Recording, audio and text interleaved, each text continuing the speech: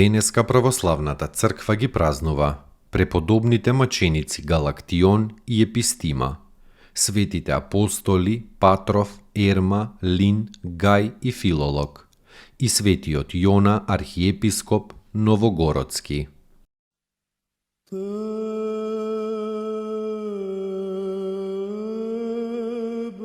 Преподобните маченици Галактион и Епистима, родени во градот Едесво, Феникија, двајцата од незнабожечки родители.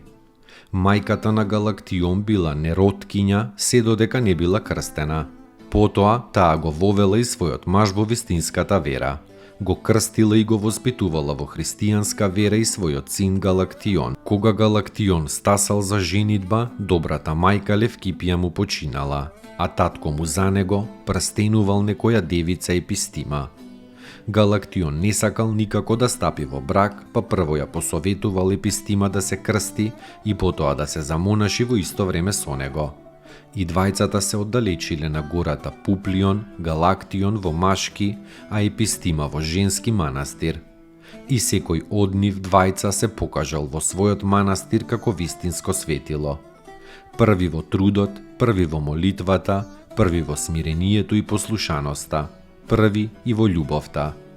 Од манастирите не излегувале, ниту еден со друг се виделе повеќе, освен пред смртта. Настанало луто гонење и нив двајца ги извеле пред суд. И кога Галактион го камшикувале немилосрдно, Епистима плачела. Тогаш и неа ја камшикувале. Потоа им ги отсекле рацете, па нозете и најпосле и главите. Нивните тела ги зел Ефтоли и честно ги погребал. А тој Ефтоли бил прво роб на родителите на Епистима, а потоа бил монах заедно со Галактион.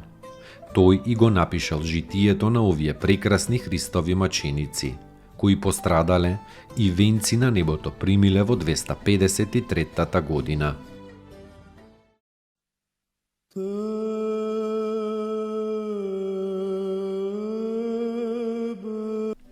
Светите апостоли Патров, Ерма, Лин, Гај и Филолог биле од 70 апостоли.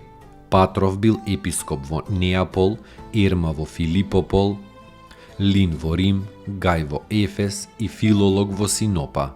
Сите со љубов го исполниле законот Христов и се преселиле во Царството Христово.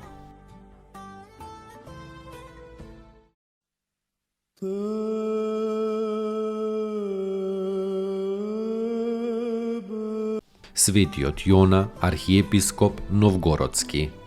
Роден е во Новгород и рано останал сираче. Некоја богојажлива вдовица го зела и го воспитувала. Кога го видел, уште како дете, Михаил Клопски, безумен заради Христа, му рекол пророчки: Иванушка, учи се прилежно бидејќи ќе бидеш архиепископ во овој голем Новгород. И навистина подоцна по смртта на архиепископот Евтимиј, Јона бил избран и поставен на негово место. Јона бил благочестив и милостив како ретко кој друг смртен човек. Подигал цркви и манастири и пастирствувал како вистински добар пастир. Му била понудена и столицата за митрополит Московски, но тој ја одбил со изговор дека е стар. Мирно се упокоил на 5 ноември 1570 и се преселил во радосната небесна обител. 100 години по неговата смрт имало голем пожар во Новгород. Иако биле во средината на пожарот, моштите на овој светител не изгореле, туку напротив почнале потоа да пројавуваат исцелителна сила и да испуштаат благопријатен мирис.